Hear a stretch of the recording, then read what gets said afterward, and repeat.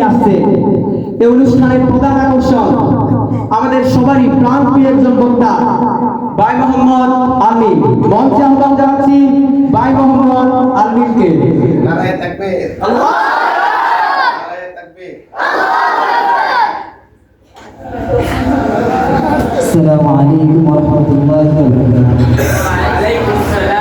الحمد لله رب العالمين والعاقبة للمتقين والصلاة والسلام على أشرف الأنبياء والمرسلين وعلى آله وصحبه أجمعين. فقد قال الله تعالى في القرآن الكريم والفرقان الحميد: أعوذ بالله من الشيطان الرجيم، بسم الله الرحمن الرحيم. سبحان الذي أسرى بعبده ليلا من المسجد الحرام إلى المسجد الأقصى الذي باركنا حوله لنريه من آياتنا إنه هو السميع البصير. وقال رسول الله صلى الله عليه وسلم: الصلاة معراج المؤمن. وقال تعالى في شأن حبيبه ومحبوبه ومعشوقه مخبرا وعامرا: إن الله وملائكته يصلون على النبي يا أيها الذين آمنوا صلوا عليه وسلموا تسليما. شكرا محمد شكرا. اللهم صل على سيدنا ونبينا وشفيعنا وحبيبنا ومولانا محمد صلى الله عليه وعلى آله وأصحابه وبارك وسلم. অধ্যকার residential আলহামদুলিল্লাহ হাফেজ institution রাহিব Ahmed মাদ্রাসা কর্তৃক আয়োজিত আজকের এই অনুষ্ঠান, উক্ত অনুষ্ঠানে উপস্থিত আছেন আমার সম্মানিত উস্তাদগণ এবং আমার সম্মুখে বসা ৩০০ জন্য শাহজালাল, শাহ নিসার, শাহ মাকদুম, শাহ সালের পদে রঞ্জিত বাংলা সুন্নিয়াতের জান্ডারি একদল দিকপাল সকলকে জানাচ্ছি আন্তরিক মোবারকবাদ ও ইসলামিক সম্ভাষণ। আসসালামু আলাইকুম ওয়া রাহমাতুল্লাহি ওয়া বারাকাতুহু।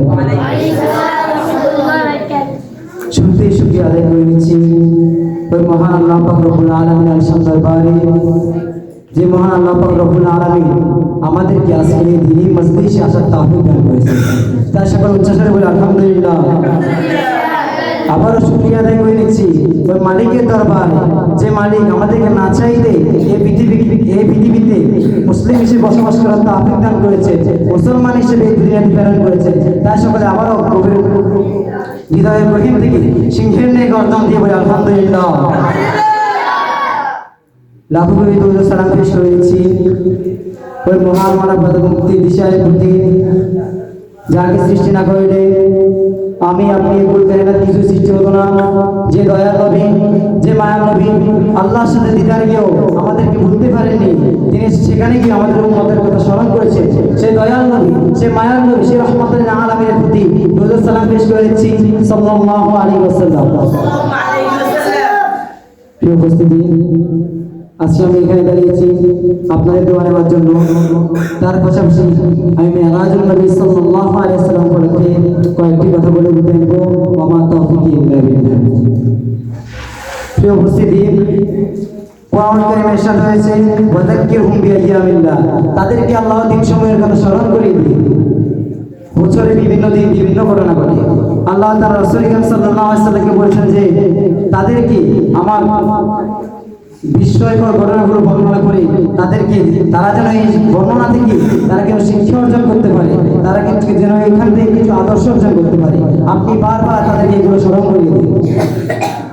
এই তাৎপর্যপূর্ণ বিস্ময়কর ঘটনার মধ্যে হচ্ছে একটি ঘটনা হচ্ছে উম্মতে মুহাম্মাদের জন্য শবে মেরাজ, যে দিন আল্লাহ পাক রব্বুল আলামিন রাসূল কারীম সাল্লাল্লাহু আলাইহি ওয়াসাল্লাম থেকে মসজিদে হারাম থেকে মসজিদে আকসা, সেখান থেকে প্রথম আসমান, দ্বিতীয় আসমান, তৃতীয় আসমান, এভাবে করে সিদরাতুল মুনতাহা, জান্নাত, জাহান্নাম, আরশ এবং আল্লাহ দিদার লাভ করেছেন। বন্না সুবহানাল্লাহ।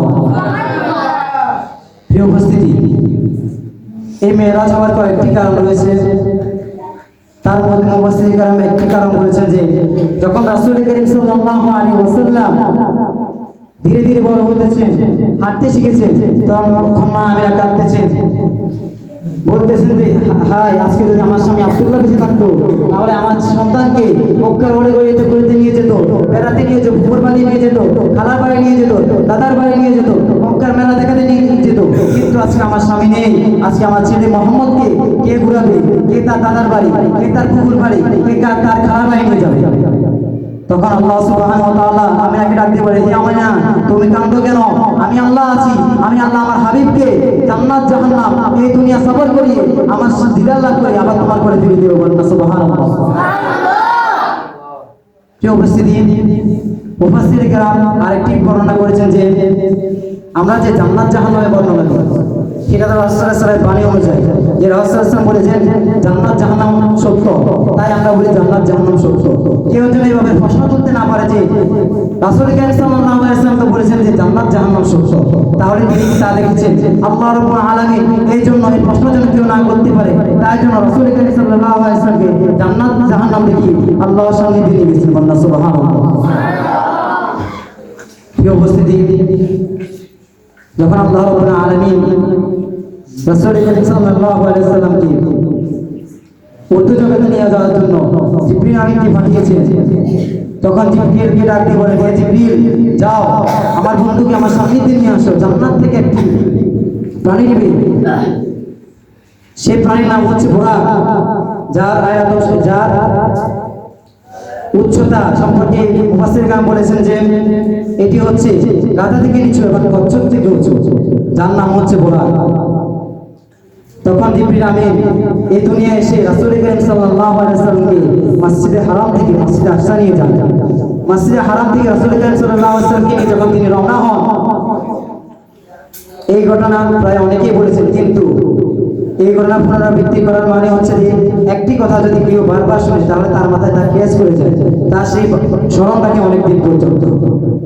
তখন রাসূল কারীম সাল্লাল্লাহু আলাইহি ওয়াসাল্লামকে জিবরিল আমিন বুরাকে করে নিয়ে যাচ্ছেন, তখন রাসূল কারীম সাল্লাল্লাহু আলাইহি ওয়াসাল্লামকে একজন বৃদ্ধা ডাক দিলেন। তখন জিবরিল আমিন বললেন, ইয়া রাসূলুল্লাহ, ইয়া হাবিবাল্লাহ, আপনি তার দিকে তাকাবেন না, তার দিকে দৃষ্টিগোচর করবেন না, আপনি চলতে থাকেন। তখন রাসূল কারীম সাল্লাল্লাহু আলাইহি ওয়াসাল্লাম সামনের দিকে অগ্রসর হতে থাকতেন। তখন আরেকজন বৃদ্ধা রাসূল কারীম সাল্লাল্লাহু আলাইহি ওয়াসাল্লামকে ডাক দিলেন। তখন জিবরিল আমিন বললেন যে, ইয়া রাসূল